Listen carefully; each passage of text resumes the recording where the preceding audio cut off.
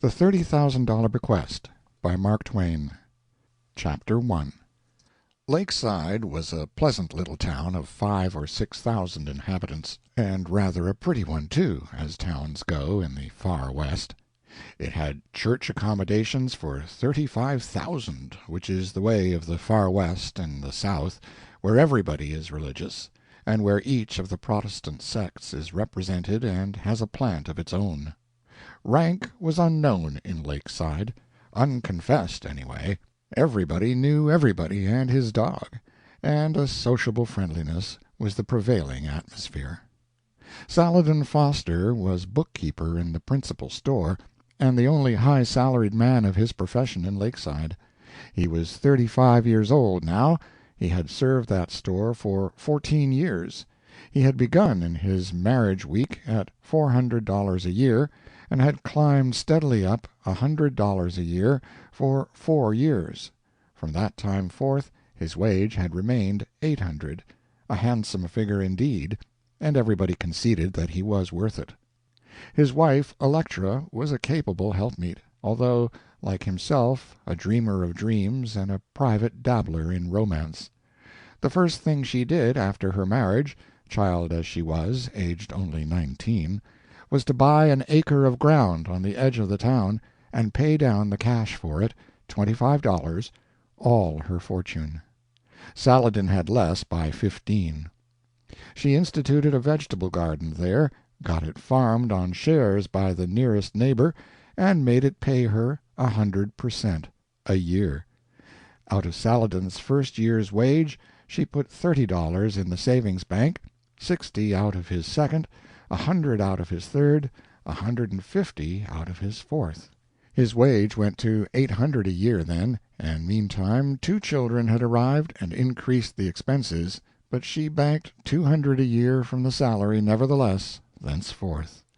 When she had been married 7 years, she built and furnished a pretty and comfortable $2,000 house in the midst of her garden acre, paid half of the money down, and moved her family in. 7 years later she was out of debt and had several $100s out, earning its living. Earning it by the rise in landed estate, for she had long ago bought another acre or two and sold the most of it at a profit to pleasant people who were willing to build, and would be good neighbors and furnish a general comradeship for herself and her growing family. She had an independent income, from safe investments, of about $100 a year. Her children were growing in years and grace, and she was a pleased and happy woman. Happy in her husband, happy in her children, and the husband and the children were happy in her. It is at this point that this history begins. The youngest girl, Clytemnestra, called Clytie for short, was 11. Her sister, Gwendolen, called Gwen for short, was 13. Nice girls, and comely. The names betray the latent romance tinge in the parental blood. The parents' names indicate that the tinge was an inheritance. It was an affectionate family, hence all 4 of its members had pet names. Saladin's was a curious and unsexing one, Sally, and so was Electra's, Aleck. All day long Sally was a good and diligent bookkeeper and salesman. All day long Aleck was a good and faithful mother and housewife, and thoughtful and calculating business woman. But in the cozy living-room at night they put the plodding world away, and lived in another and a fairer, reading romances to each other, dreaming dreams, comrading with kings and princes and stately lords and ladies in the flash and stir and splendor of noble palaces and grim and ancient castles. End of Chapter 1. Chapter 2. Now came great news, stunning news, joyous news, in fact. It came from a neighboring state where the family's only surviving relative lived. It was Sally's relative, a sort of vague and indefinite uncle or second or third cousin by the name of Tilbury Foster, 70, and a bachelor, reputed well off and correspondingly sour and crusty. Sally had tried to make up to him once, by letter, in a bygone time, and had not made that mistake again. Tilbury now wrote to Sally, saying he should shortly die, and should leave him $30,000 cash, not for love, but because money had given him most of his troubles and exasperations, and he wished to place it where there was good hope that it would continue its malignant work. The bequest would be found in his will, and would be paid over, provided that Sally should be able to prove to the executors that he had taken no notice of the gift by spoken word or by letter, had made no inquiries concerning the moribund's progress toward the everlasting tropics, and had not attended the funeral. As soon as Aleck had partially recovered from the tremendous emotions created by the letter, she sent to the relative's habitat and subscribed for the local paper. Man and wife entered into a solemn compact now to never mention the great news to any one while the relative lived, lest some ignorant person carry the fact to the death-bed and distort it and make it appear that they were disobediently thankful for the bequest, and just the same as confessing it and publishing it right in the face of the prohibition. For the rest of the day Sally made havoc and confusion with his books, and Aleck could not keep her mind on her affairs, not even take up a flower-pot or book or a stick of wood, without forgetting what she had intended to do with it. For both were dreaming. $30,000! All day long the music of those inspiring words sang through those people's heads. From his marriage day forth, Aleck's grip had been upon the purse, and Sally had seldom known what it was to be privileged to squander a dime on non-necessities. $30,000! The song went on, a vast sum, an unthinkable sum. All day long Aleck was absorbed in planning how to invest it, Sally in planning how to spend it. There was no romance reading that night. The children took themselves away early, for their parents were silent, distraught, and strangely unentertaining. The good-night kisses might as well have been impressed upon vacancy, for all the response they got. The parents were not aware of the kisses, and the children had been gone an hour before their absence was noticed. 2 pencils had been busy during that hour, note-making in the way of plans. It was Sally who broke the stillness at last. He said, with exultation, "Ah, it'll be grand, Aleck! Out of the first 1,000 we'll have a horse and a buggy for summer, and a cutter and a skin lap-robe for winter." Aleck responded with decision and composure, "Out of the capital? Nothing of the kind. Not if it was $1,000,000." Sally was deeply disappointed. The glow went out of his face. "Oh, Aleck," he said, reproachfully, "we've always worked so hard and been so scrimped, and now that we are rich it does seem—" He did not finish, for he saw her eye soften. His supplication had touched her. She said, with gentle persuasiveness, "We must not spend the capital, dear. It would not be wise. Out of the income from it—" "That will answer, Aleck. How dear and good you are! There will be a noble income, and if we can spend that—" "Not all of it, dear, not all of it. But you can spend a part of it, that is, a reasonable part, but the whole of the capital, every penny of it, must be put right to work and kept at it. You see the reasonableness of that, don't you?" "Why, yes, of course. But we'll have to wait so long, 6 months before the first interest falls due." "Yes, maybe longer." "Longer, Aleck? Why? Don't they pay half yearly?" "That kind of investment, yes. But I shan't invest in that way." "What way, then?" "For big returns." "Big? That's good. Go on, Aleck. What is it?" "Coal. The new mines. Canal. I mean to put in 10,000. Ground floor. When we organize we'll get 3 shares for 1." "By George, but it sounds good, Aleck. Then the shares will be worth how much, and when?" "About a year. They'll pay 10% half yearly, and be worth 30,000. I know all about it. The advertisement is in the Cincinnati paper here." "Land! 30,000 for 10 in a year. Let's jam in the whole capital and pull out 90. I'll write and subscribe right now. Tomorrow it may be too late." He was flying to the writing-desk, But Aleck stopped him and put him back in his chair. She said, "Don't lose your head so. We mustn't subscribe till we've got the money. Don't you know that?" Sally's excitement went down a degree or two, but he was not wholly appeased. "Why, Aleck, we'll have it, you know, and so soon, too. He's probably out of his troubles before this. It's 100 to nothing he's selecting his brimstone shovel this very minute. Now I think—" Aleck shuddered and said, "How can you, Sally? Don't talk in that way. It is perfectly scandalous." "Oh, well, make it a halo if you like. I don't care for his outfit. I was only just talking. Can't you let a person talk?" "But why should you want to talk in that dreadful way? How would you like to have people talk so about you, and you not cold yet?" "Not likely to be, for one while, I reckon, if my last act was giving away money for the sake of doing somebody a harm with it. But never mind about Tilbury, Aleck. Let's talk about something worldly. It does seem to me that that mine is the place for the whole 30. What's the objection?" "All the eggs in one basket, that's the objection." "All right, if you say so. What about the other 20? What do you mean to do with that?" "Oh, there's no hurry. I'm going to look around before I do anything with it." "All right, if your mind's made up," sighed Sally. He was deep in thought a while. Then he said, "There'll be 20,000 profit, coming from the 10, a year from now. We can spend that, can we, Aleck?" Aleck shook her head. "No, dear," she said. "It won't sell high till we've had the first semi-annual dividend. You can spend part of that." "Shucks, only that?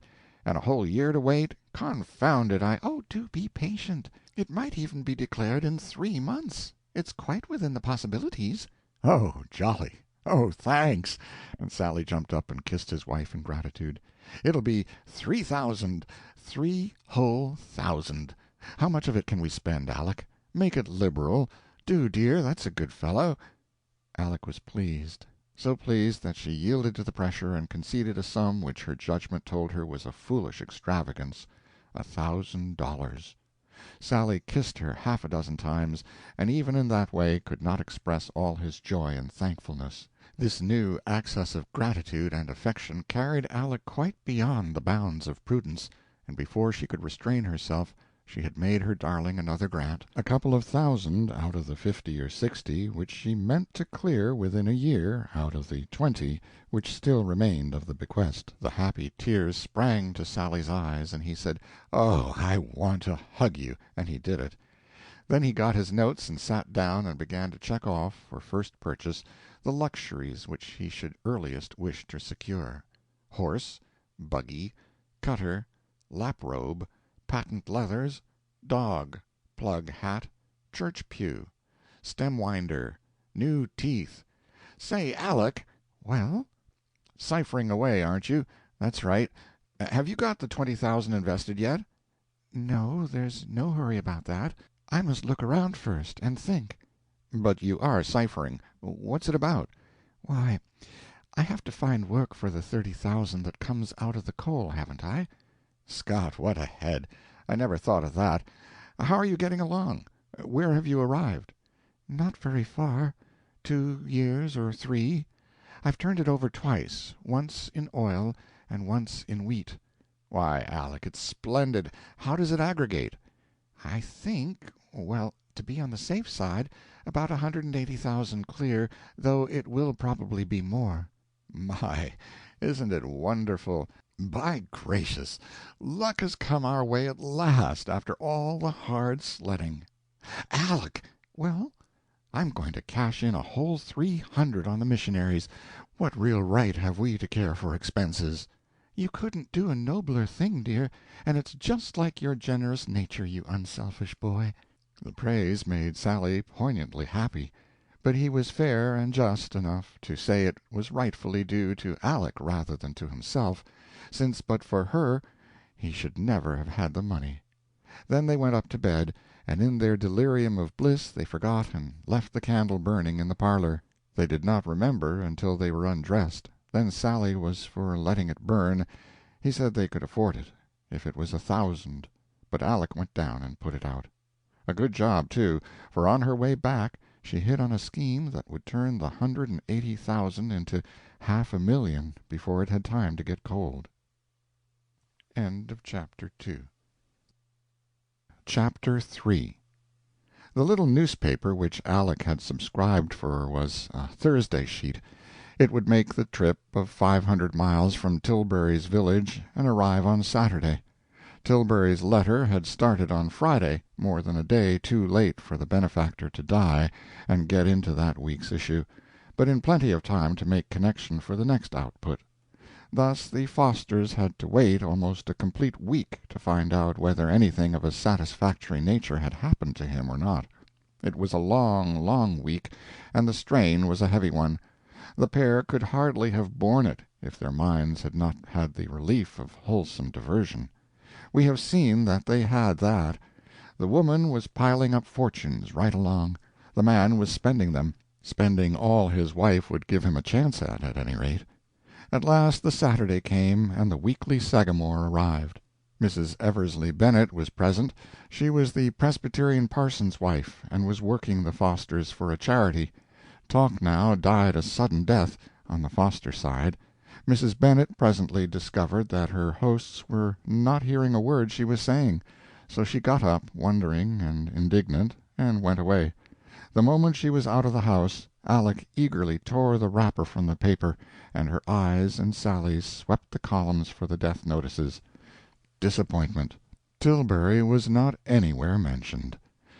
Aleck was a Christian from the cradle, and duty and the force of habit required her to go through the motions. She pulled herself together and said with a pious 2% trade joyousness, "Let us be humbly thankful that he has been spared, and—" "Damn his treacherous hide! I wish—" "Sally, for shame!" "I don't care," retorted the angry man. "It's the way you feel, and if you weren't so immorally pious you'd be honest and say so." Aleck said with wounded dignity, "I do not see how you can say such unkind and unjust things. There is no such thing as immoral piety." Sally felt a pang, but tried to conceal it under a shuffling attempt to save his case by changing the form of it, as if changing the form while retaining the juice could deceive the expert he was trying to placate. He said, "I didn't mean so bad as that, Aleck. I didn't really mean immoral piety. I only meant, conventional piety, you know. Shop piety. Why, you know what I mean, Aleck, where you put up that plated article and play it for solid, you know, without intending anything improper, but just out of trade habit, ancient policy, petrified custom, loyalty to—hang it, I can't find the right words, but you know what I mean, Aleck, and that there isn't any harm in it. I'll try again. You see, it's this way. If a person—" "You have said quite enough," said Aleck, coldly. "Let the subject be dropped." "I'm willing," fervently responded Sally, wiping the sweat from his forehead and looking the thankfulness he had no words for. Then musingly he apologized to himself. "I certainly held threes, I know it, but I drew and didn't fill. That's where I'm so often weak in the game. If I had stood pat—but I didn't. I never do. I don't know enough." Confessedly defeated, he was properly tame now and subdued. Aleck forgave him with her eyes. The grand interest, the supreme interest, came instantly to the front again. Nothing could keep it in the background many minutes on a stretch. The couple took up the puzzle of the absence of Tilbury's death notice. They discussed it every which way, more or less hopefully, but they had to finish where they began, and concede that the only really sane explanation of the absence of the notice must be, and without doubt was, that Tilbury was not dead. There was something sad about it, something even a little unfair, maybe, but there it was, and had to be put up with. They were agreed as to that. To Sally it seemed a strangely inscrutable dispensation, more inscrutable than usual, he thought. One of the most unnecessary inscrutables he could call to mind, in fact, and said so, with some feeling. But if he was hoping to draw Aleck, he failed. She reserved her opinion, if she had one. She had not the habit of taking injudicious risks in any market, worldly or other. The pair must wait for next week's paper. Tilbury had evidently postponed. That was their thought and their decision. So they put the subject away and went about their affairs again with as good heart as they could. Now if they had but known it, they had been wronging Tilbury all the time. Tilbury had kept faith, kept it to the letter. He was dead. He had died to schedule. He was dead more than 4 days now, and used to it. Entirely dead, perfectly dead as any other new person in the cemetery. Dead in abundant time to get into that week's Sagamore, too, and only shut out by an accident which could not happen to a metropolitan journal, but which happens easily to a poor little village rag like the Sagamore. On this occasion, just as the editorial page was being locked up, a gratis quart of strawberry water ice arrived from Hostetter's Ladies and Gents Ice Cream Parlors, and the stickful of rather chilly regret over Tilbury's translation got crowded out to make room for the editor's frantic gratitude. On its way to the standing galley, Tilbury's notice got pied. Otherwise it would have gone into some future edition, for weekly Sagamores do not waste live matter, and in their galleys live matter is immortal, unless a pie accident intervenes. But a thing that gets pied is dead, and for such there is no resurrection. Its chance of seeing print is gone, forever and ever, and so, let Tilbury like it or not, let him rave in his grave to his fill, no matter. No mention of his death would ever see the light in the Weekly Sagamore. End of Chapter 3. Chapter 4. 5 weeks drifted tediously along. The Sagamore arrived regularly on the Saturdays, but never once contained a mention of Tilbury Foster.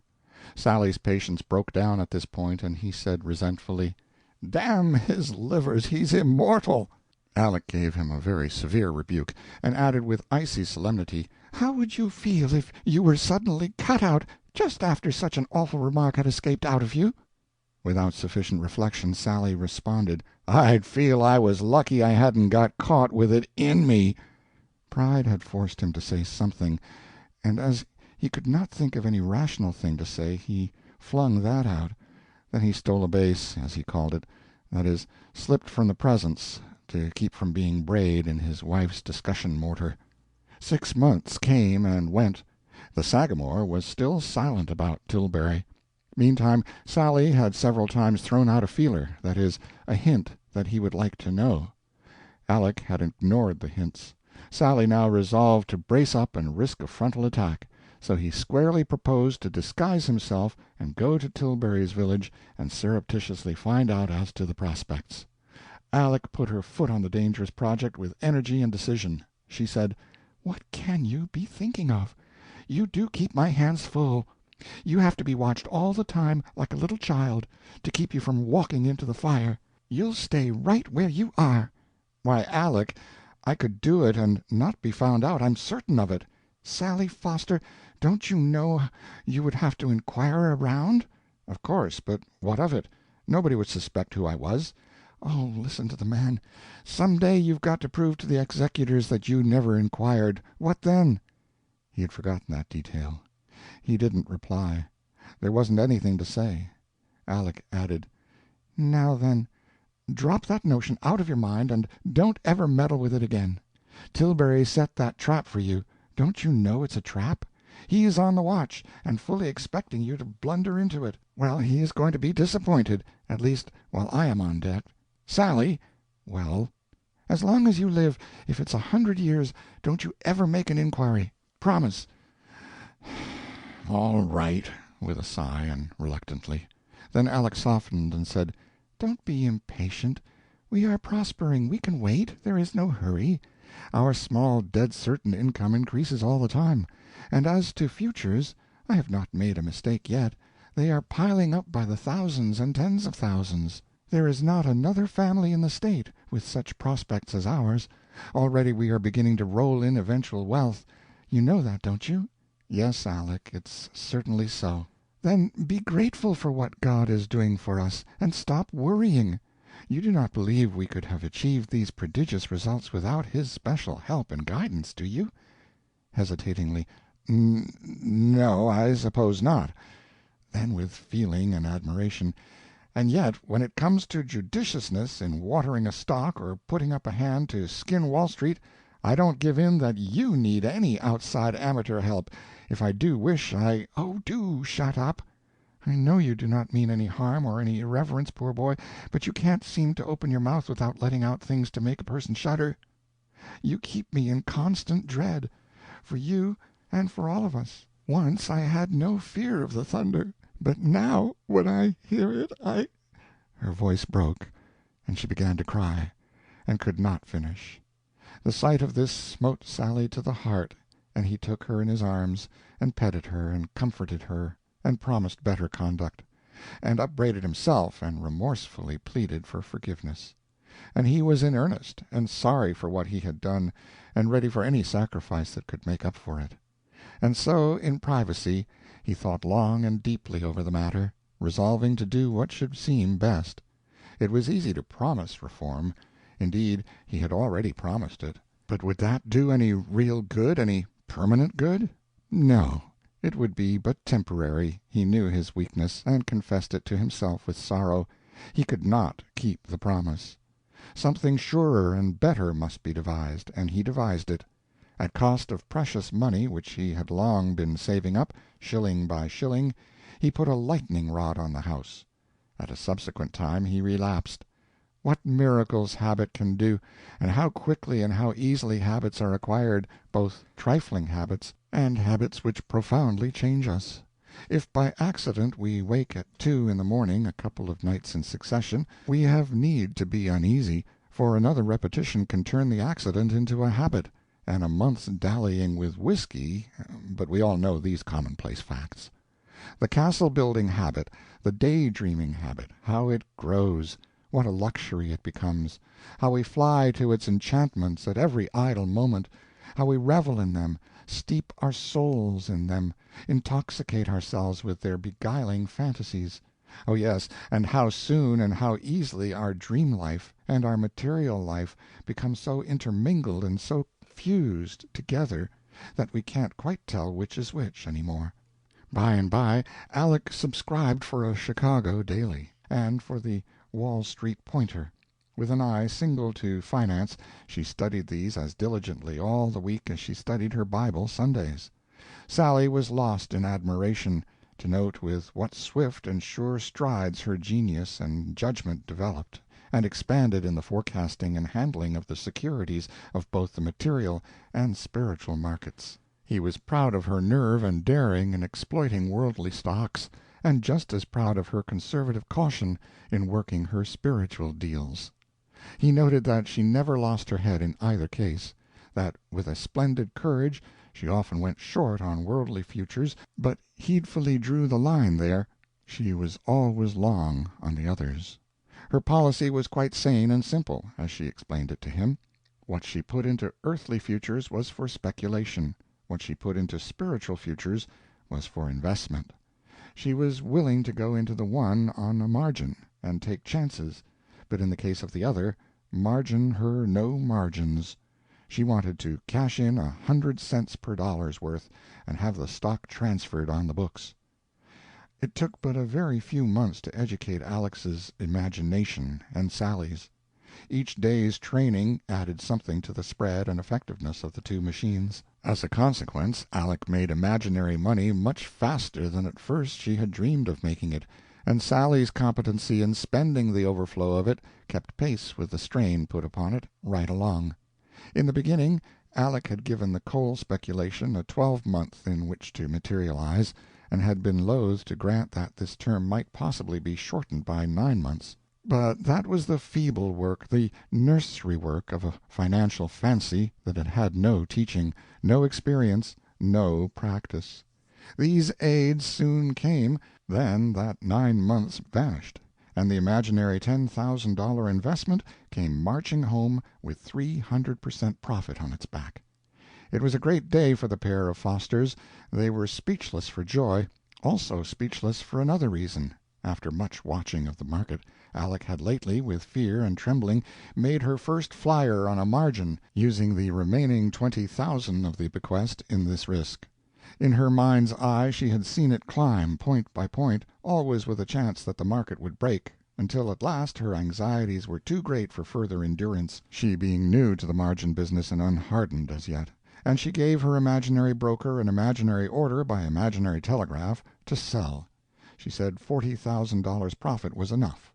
The sale was made on the very day that the coal venture had returned with its rich freight. As I have said, the couple were speechless.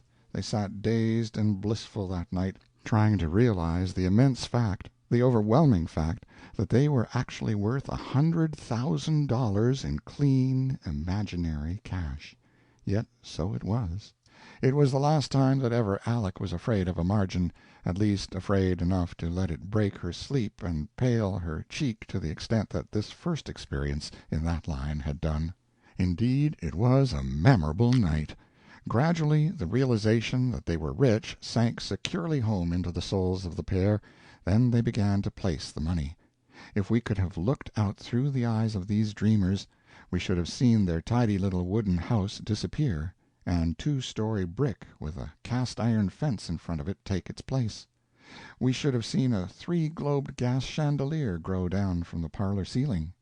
We should have seen the homely rag carpet turn to noble Brussels, $1.50 a yard, and we should have seen the plebeian fireplace vanish away, and a recherche, big base burner with isinglass windows, take position and spread awe around.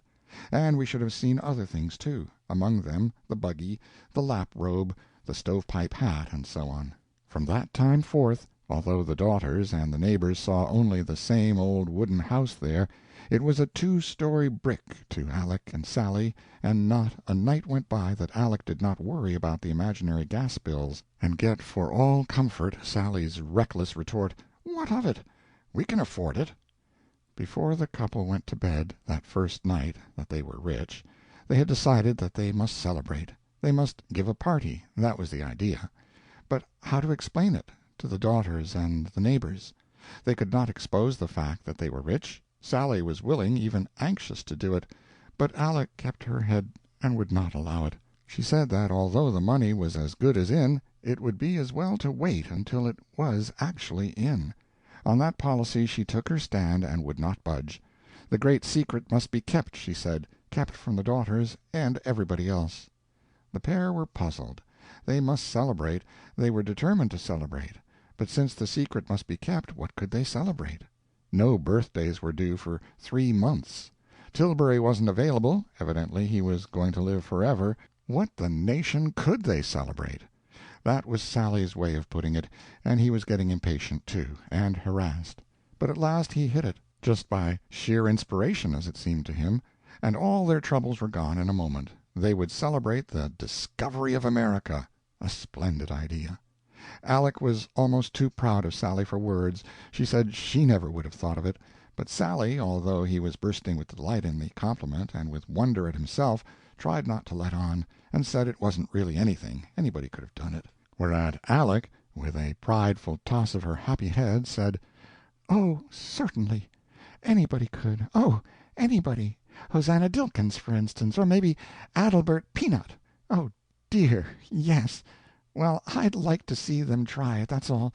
Dear me, suz, if they could think of the discovery of a 40-acre island, it's more than I believe they could.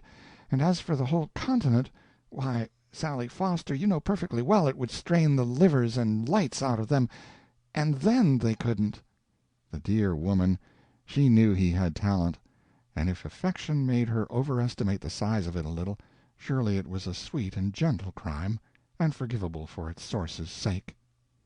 Chapter 5. The celebration went off well. The friends were all present, both the young and the old. Among the young were Flossie and Gracie Peanut and their brother Adelbert, who was a rising young journeyman tinner, also Hosanna Dilkins, Jr., journeyman plasterer, just out of his apprenticeship. For many months Adelbert and Hosanna had been showing interest in Gwendolen and Clytemnestra Foster, and the parents of the girls had noticed this with private satisfaction. But they suddenly realized now that that feeling had passed. They recognized that the changed financial conditions had raised up a social bar between their daughters and the young mechanics. The daughters could now look higher, and must. Yes, must. They need marry nothing below the grade of lawyer or merchant. Papa and Mama would take care of this. There must be no mésalliances. However, these thinkings and projects of theirs were private, and did not show on the surface, and therefore threw no shadow upon the celebration. What showed upon the surface was a serene and lofty contentment and a dignity of carriage and gravity of deportment which compelled the admiration and likewise the wonder of the company. All noticed it, all commented upon it, but none was able to divine the secret of it. It was a marvel and a mystery. Three several persons remarked, without suspecting what clever shots they were making, "It's as if they'd come into property." That was just it, indeed. Most mothers would have taken hold of the matrimonial matter in the old regulation way.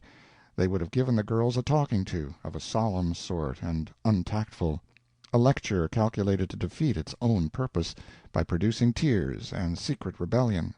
And the said mothers would have further damaged the business by requesting the young mechanics to discontinue their attentions. But this mother was different. She was practical. She said nothing to any of the young people concerned, nor to any one else, except Sally. He listened to her and understood and admired. He said, "I get the idea.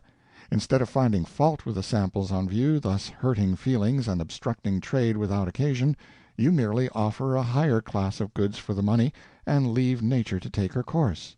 It's wisdom, Aleck, solid wisdom, and sound as a nut. Who's your fish? Have you nominated him yet?" No, she hadn't. They must look the market over, which they did. To start with, they considered and discussed Brandish, rising young lawyer, and Fulton, rising young dentist. Sally must invite them to dinner, but not right away. There was no hurry, Aleck said. Keep an eye on the pair and wait. Nothing would be lost by going slowly in so important a matter. It turned out that this was wisdom, too, for inside of 3 weeks Aleck made a wonderful strike which swelled her imaginary 100,000 to 400,000 of the same quality. She and Sally were in the clouds that evening. For the first time they introduced champagne at dinner. Not real champagne, but plenty real enough for the amount of imagination expended on it. It was Sally that did it, and Aleck weakly submitted. At bottom both were troubled and ashamed, for he was a high-up son of temperance, and at funerals wore an apron which no dog could look upon and retain his reason and his opinion. And she was a W.C.T.U., with all that that implies of boiler-iron virtue and unendurable holiness. But there it was, the pride of riches was beginning its disintegrating work. They had lived to prove once more a sad truth, which had proven many times before in the world, that whereas principle is a great and noble protection against showy and degrading vanities and vices, poverty is worth 6 of it. More than $400,000 to the good, they took up the matrimonial matter again. Neither the dentist nor the lawyer was mentioned. There was no occasion. They were out of the running, disqualified. They discussed the son of the pork-packer and the son of the village banker. But finally, as in the previous case, they concluded to wait, and think, and go cautiously and sure. Luck came their way again. Aleck, ever watchful, saw a great and risky chance, and took a daring flyer. A time of trembling, of doubt, of awful uneasiness followed, for non-success meant absolute ruin and nothing short of it. Then came the result, and Aleck, faint with joy, could hardly control her voice when she said, "The suspense is over, Sally, and we are worth a cold $1,000,000."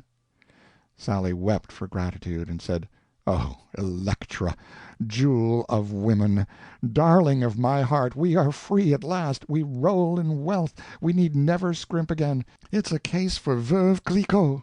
And he got out a pint of spruce beer and made sacrifice, he saying, "Damn the expense," and she rebuking him gently with reproachful but humid and happy eyes. They shelved the pork-packer's son and the banker's son, and sat down to consider the governor's son, and the son of the congressman. Chapter 6. It were a weariness to follow in detail the leaps and bounds the Foster fictitious finances took from this time forth. It was marvelous, it was dizzying, it was dazzling. Everything Aleck touched turned to fairy gold, and heaped itself glittering toward the firmament. Millions upon millions poured in, and still the mighty stream flowed thundering along, still its vast volume increased. 5 millions, 10 millions, 20, 30—was there never to be an end? 2 years swept by in a splendid delirium, the intoxicated Fosters scarcely noticing the flight of time. They were now worth $300,000,000.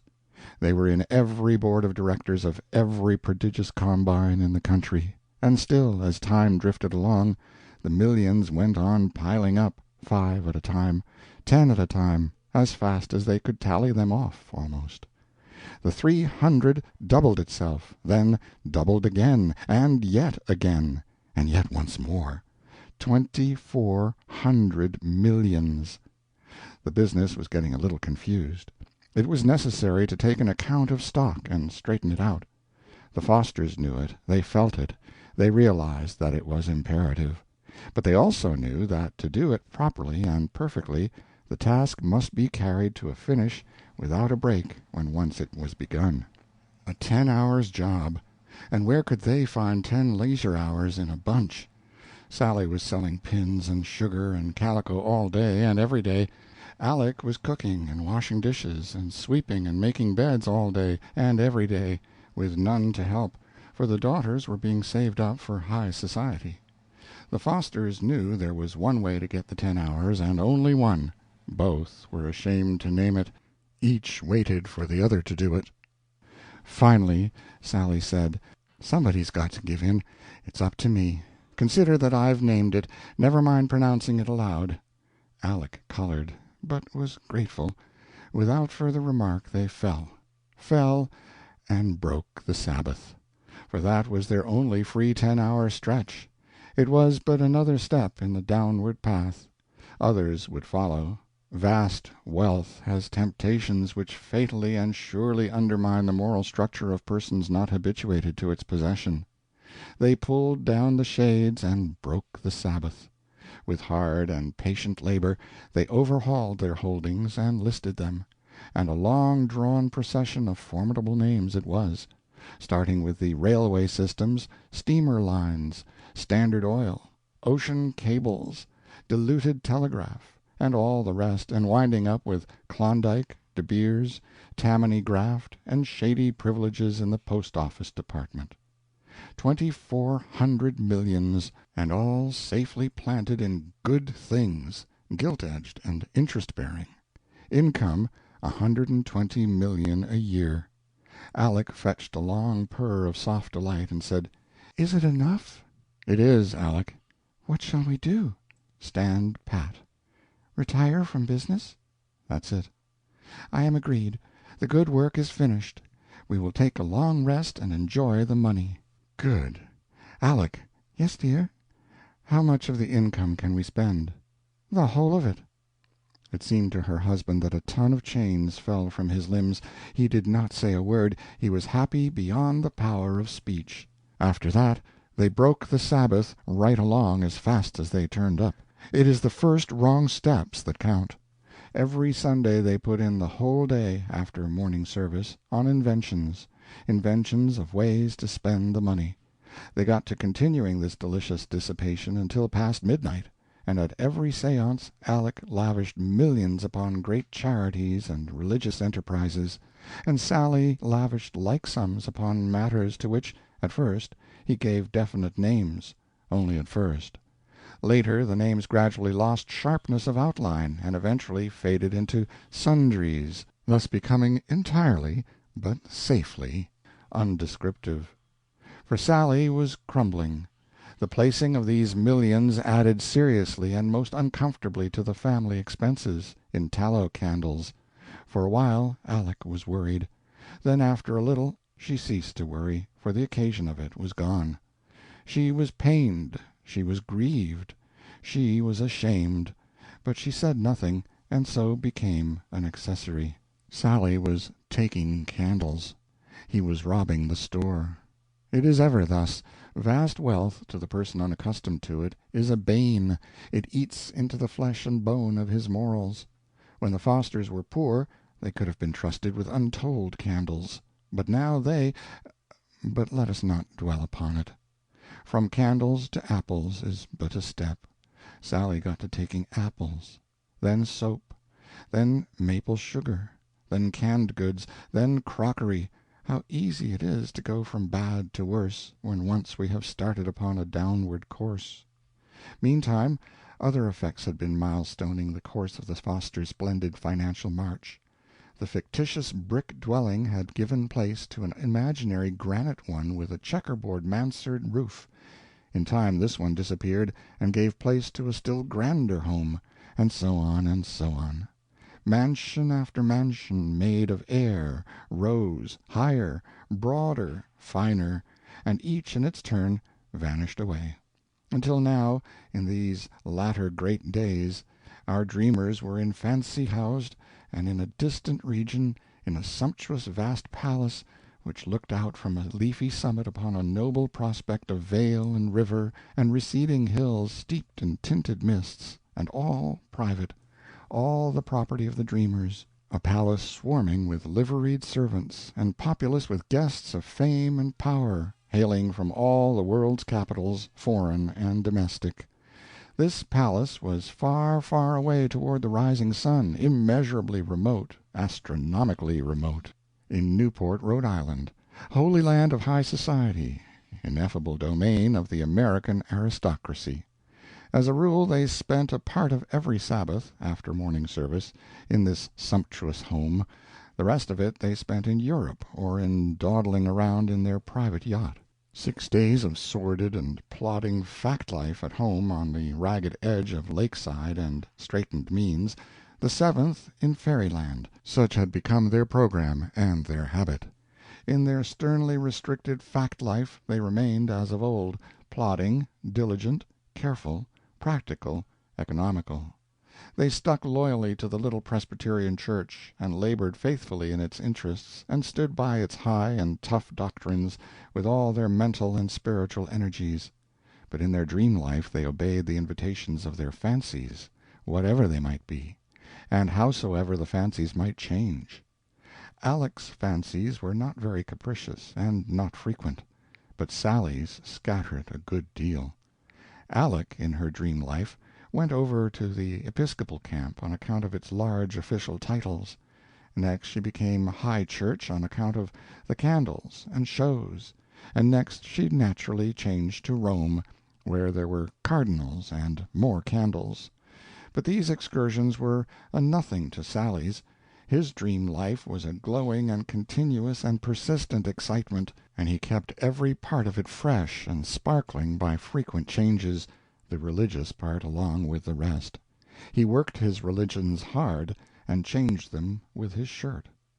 The liberal spendings of the Fosters upon their fancies began early in their prosperities, and grew in prodigality step by step with their advancing fortunes. In time they became truly enormous. Aleck built a university or two per Sunday, also a hospital or two, also a Rowton hotel or so, also a batch of churches, now and then a cathedral, and once, with untimely and ill-chosen playfulness, Sally said, "It was a cold day when she didn't ship a cargo of missionaries to persuade unreflecting Chinamen to trade off 24-carat Confucianism for counterfeit Christianity." This rude and unfeeling language hurt Aleck to the heart, and she went from the presence crying. That spectacle went to his own heart, and in his pain and shame he would have given worlds to have those unkind words back. She had uttered no syllable of reproach, and that cut him. Not one suggestion that he look at his own record, and she could have made, oh, so many, and such blistering ones. Her generous silence brought a swift revenge, for it turned his thoughts upon himself. It summoned before him a spectral procession, a moving vision of his life as he had been leading it these past few years of limitless prosperity, and as he sat there reviewing it his cheeks burned and his soul was steeped in humiliation. Look at her life, how fair it was, and tending ever upward, and look at his own, how frivolous, how charged with mean vanities, how selfish, how empty, how ignoble. And its trend, never upward, but downward, ever downward. He instituted comparisons between her record and his own. He had found fault with her, so he mused. He! And what could he say for himself? When she built her first church, what was he doing? Gathering other blasé multimillionaires into a poker club, defiling his own palace with it, losing hundreds of thousands to it at every sitting, and sillily vain of the admiring notoriety it made for him. When she was building her first university, what was he doing? Polluting himself with a gay and dissipated secret life in the company of other fast bloods, multimillionaires in money and paupers in character. When she was building her first foundling asylum, what was he doing? Alas! When she was projecting her noble society for the purifying of the sex, what was he doing? Ah, what indeed! When she and the W.C.T.U. and the woman with the hatchet, moving with resistless march, were sweeping the fatal bottle from the land, what was he doing? Getting drunk 3 times a day, when she, builder of 100 cathedrals, was being gratefully welcomed and blessed in papal Rome and decorated with the golden rose which she had so honorably earned. What was he doing? Breaking the bank at Monte Carlo. He stopped. He could go no farther. He could not bear the rest. He rose up, with a great resolution upon his lips. This secret life should be revealing and confessed. No longer would he live it clandestinely. He would go and tell her all. And that is what he did. He told her all, and wept upon her bosom, wept and moaned and begged for her forgiveness. It was a profound shock, and she staggered under the blow. But he was her own, the core of her heart, the blessing of her eyes, her all in all. She could deny him nothing, and she forgave him. She felt that he could never again be quite to her what he had been before. She knew that he could only repent, and not reform. Yet, all morally defaced and decayed as he was he not her own, her very own, the idol of her deathless worship? She said she was his serf, his slave, and she opened her yearning heart and took him in. Chapter 7. One Sunday afternoon, some time after this, they were sailing the summer seas in their dream yacht, and reclining in lazy luxury under the awning of the after-deck. There was silence, for each was busy with his own thoughts. These seasons of silence had insensibly been growing more and more frequent of late. The old nearness and cordiality were waning. Sally's terrible revelation had done its work. Aleck had tried hard to drive the memory of it out of her mind, but it would not go, and the shame and bitterness of it were poisoning her gracious dream life. She could see now, on Sundays, that her husband was becoming a bloated and repulsive thing. She could not close her eyes to this, and in these days she no longer looked at him, Sundays, when she could help it. But was she herself without blemish? Alas, she knew she was not.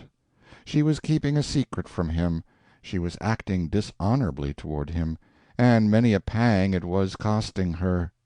She was breaking the compact, and concealing it from him. Under strong temptations she had gone into business again. She had risked their whole fortune in a purchase of all the railway systems and coal and steel companies in the country on a margin, and she was now trembling every Sabbath hour, lest through some chance word of hers he find it out. In her misery and remorse for this treachery she could not keep her heart from going out to him in pity. She was filled with compunctions to see him lying there, drunk and content, and never suspecting, trusting her with a perfect and pathetic trust, and she holding over him by a thread a possible calamity of so devastating a— "Say, Aleck!" The interrupting words brought her suddenly to herself. She was grateful to have that persecuting subject from her thoughts, and she answered, with much of the old-time tenderness in her tone, "Yes, dear." "Do you know, Aleck, I think we are making a mistake. That is, you are. I mean about the marriage business." He sat up, fat and groggy and benevolent, like a bronze Buddha, and grew earnest. "Consider, it's more than 5 years. You've continued the same policy from the start, with every rise, always holding on for 5 points higher. Always, when I think we are going to have some weddings, you see a bigger thing ahead, and I undergo another disappointment. I think you are too hard to please. Some day we'll get left. First, we turned down the dentist and the lawyer. That was all right, it was sound. Next we turned down the banker's son and the pork butcher's heir, right again and sound. Next we turned down the congressman's son and the governor's, right as a trivet, I confess it. Next the senator's son and the son of the vice president of the United States. Perfectly right, there's no permanency about those little distinctions. Then you went for the aristocracy, and I thought we had struck oil at last. Yes. We would make a plunge at the 400 and pull in some ancient lineage, venerable, holy, ineffable, mellow with the antiquity of 150 years, disinfected of the ancestral odors of salt cod and pelts all of a century ago, and unsmirched by a day's work since, and then the marriages, of course. But no, along comes a pair of real aristocrats from Europe, and straightway you throw over the half-breeds. It was awfully discouraging, Aleck. Since then, what a procession! You turned down the baronets for a pair of barons. You turned down the barons for a pair of viscounts, the viscounts for a pair of earls, the earls for a pair of marquises, the marquises for a brace of dukes. Now, Aleck, cash in. You've played the limit. You've got a job lot of 4 dukes under the hammer, of 4 nationalities, all sound in the wind and limb and pedigree, all bankrupt and in debt up to the ears. They come high, but we can afford it. Come, Aleck, don't delay any longer. Don't keep up the suspense. Take the whole layout and leave the girls to choose." Aleck had been smiling blandly and contentedly all through this arraignment of her marriage policy. A pleasant light, as of triumph, with perhaps a nice surprise peeping out through it, rose in her eyes, and she said, as calmly as she could, "Sally, what would you say to royalty?" Prodigious!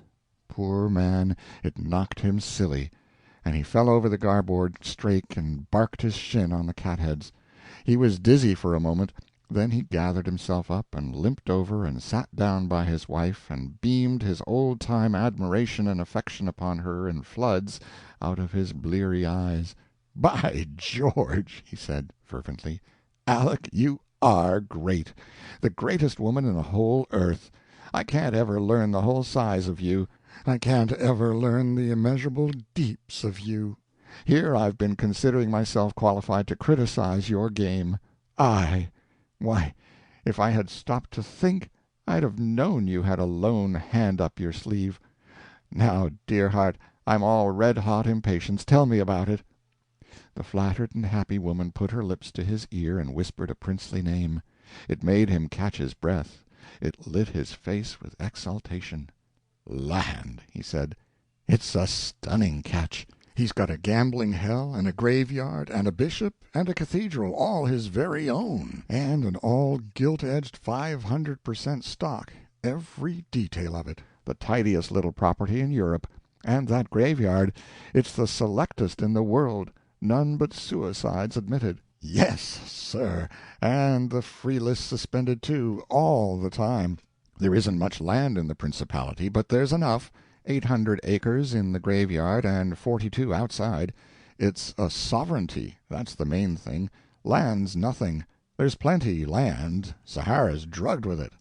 Aleck glowed. She was profoundly happy. She said, "Think of it, Sally.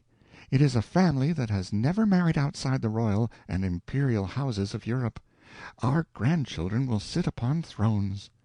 "True as you live, Aleck, and bear scepters, too, and handle them as naturally and nonchalantly as I handle a yardstick. It's a grand catch, Aleck. He's corralled, is he? Can't get away? You didn't take him on a margin?" "No, trust me for that. He's not a liability, he's an asset. So is the other one." "Who is it, Aleck?"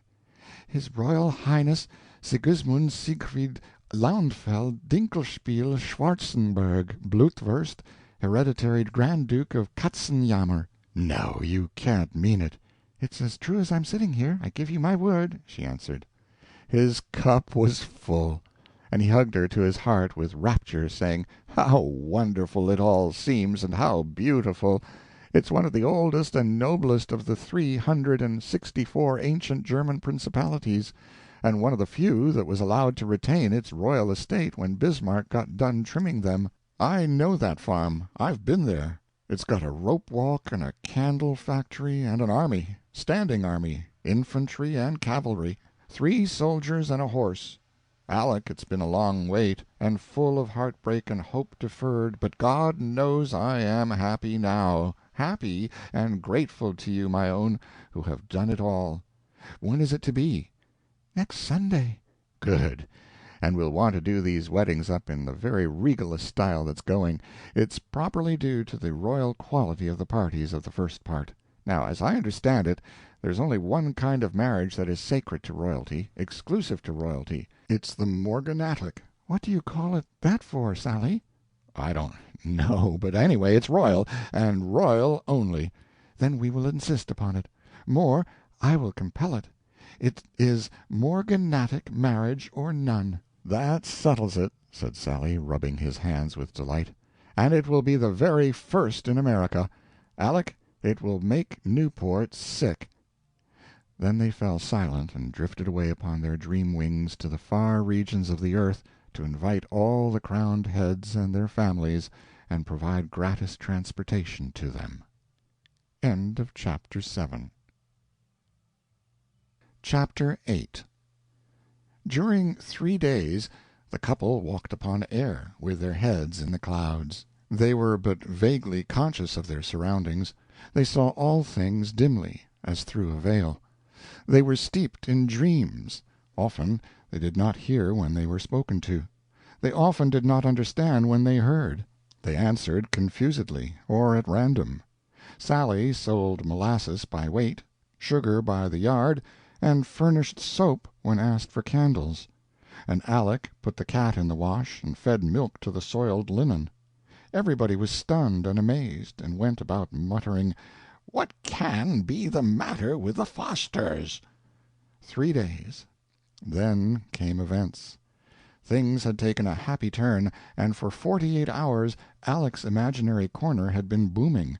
Up, up, still up. Cost point was passed. Still up, and up, and up. 5 points above cost, then 10, 15, 20. 20 points cold profit on the vast venture, now, and Aleck's imaginary brokers were shouting frantically by imaginary long distance, "Sell, sell, for heaven's sake, sell!"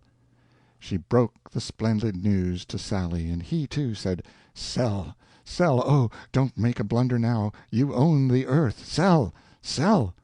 But she set her iron will and lashed it amidships, and said she would hold on for 5 points more if she died for it.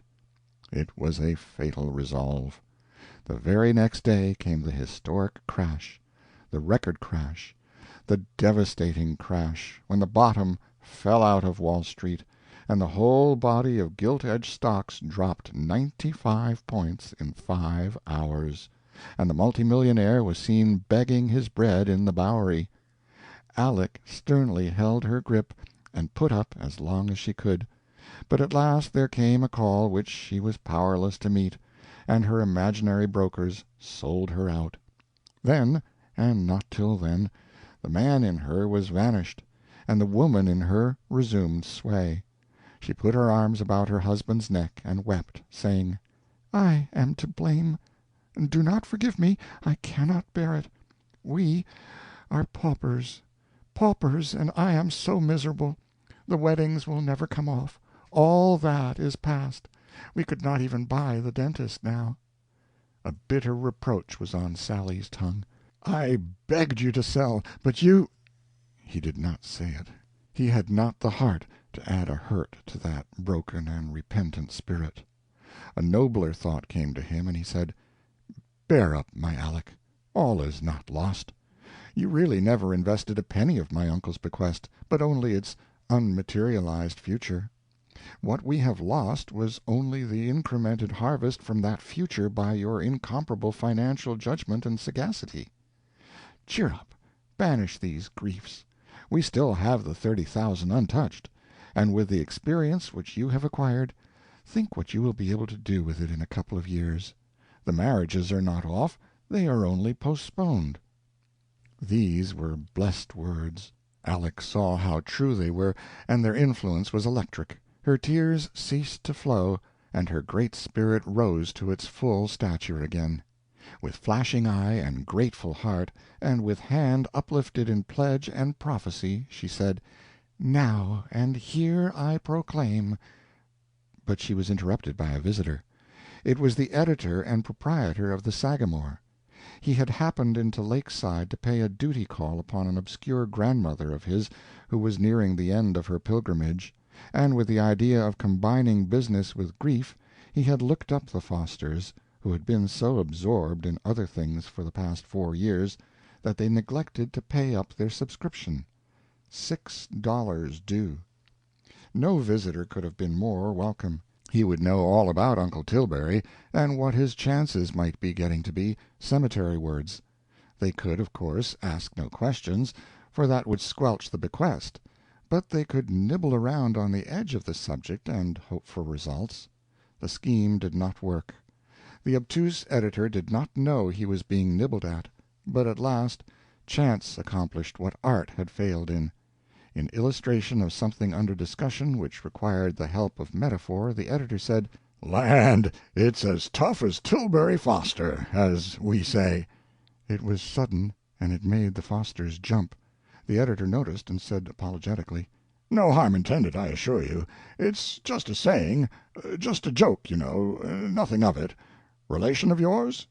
Sally crowded his burning eagerness down, and answered with all the indifference he could assume, "Well, not that I know of, but we've heard of him."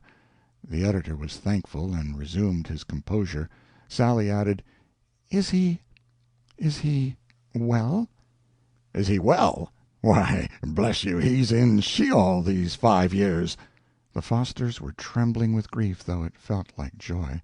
Sally said, non-committally and tentatively, "Ah, well, such is life, and none can escape, not even the rich are spared." The editor laughed. "If you are including Tilbury," said he, "it don't apply. He hadn't a cent. The town had to bury him." The Fosters sat petrified for 2 minutes, petrified and cold. Then, white-faced and weak-voiced, Sally asked, "Is it true? Do you know it to be true?" "Well, I should say! I was one of the executors. He hadn't anything to leave but a wheelbarrow, and he left that to me. It hadn't any wheel, and wasn't any good. Still, it was something, and so, to square up, I scribbled off a sort of a little obituarial send-off for him, but it got crowded out." The Fosters were not listening. Their cup was full, it could contain no more. They sat with bowed heads, dead to all things but the ache at their hearts. An hour later, still they sat there, bowed, motionless, silent, the visitor long ago gone, they unaware. Then they stirred, and lifted their heads wearily, and gazed at each other wistfully, dreamily, dazed. Then, presently, began to twaddle to each other in a wandering and childish way. At intervals they lapsed into silences, leaving a sentence unfinished, seemingly either unaware of it or losing their way. Sometimes, when they woke out of these silences, they had a dim and transient consciousness that something had happened to their minds.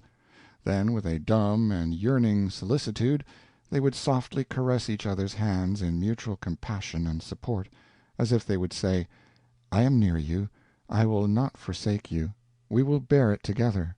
Somewhere there is release and forgetfulness. Somewhere there is a grave and peace. Be patient, it will not be long." They lived yet 2 years, in mental night, always brooding, steeped in vague regrets and melancholy dreams, never speaking. Then release came to both on the same day. Toward the end the darkness lifted from Sally's ruined mind for a moment, and he said, "Vast wealth, acquired by sudden and unwholesome means, is a snare. It did us no good, transient were its feverish pleasures. Yet for its sake we threw away our sweet and simple and happy life. Let others take warning by us." He lay silent awhile, with closed eyes. Then, as the chill of death crept upward toward his heart, and consciousness was fading from his brain, he muttered, "Money had brought him misery, and he took his revenge upon us who had done him no harm. He had his desire. With base and cunning calculation he left us but 30,000, knowing we would try to increase it, and ruin our life and break our hearts. Without added expense he could have left us far above desire of increase, far above the temptation to speculate, and a kinder soul would have done it, but in him was no generous spirit, no pity, no—" End of chapter 8, and end of the $30,000 bequest.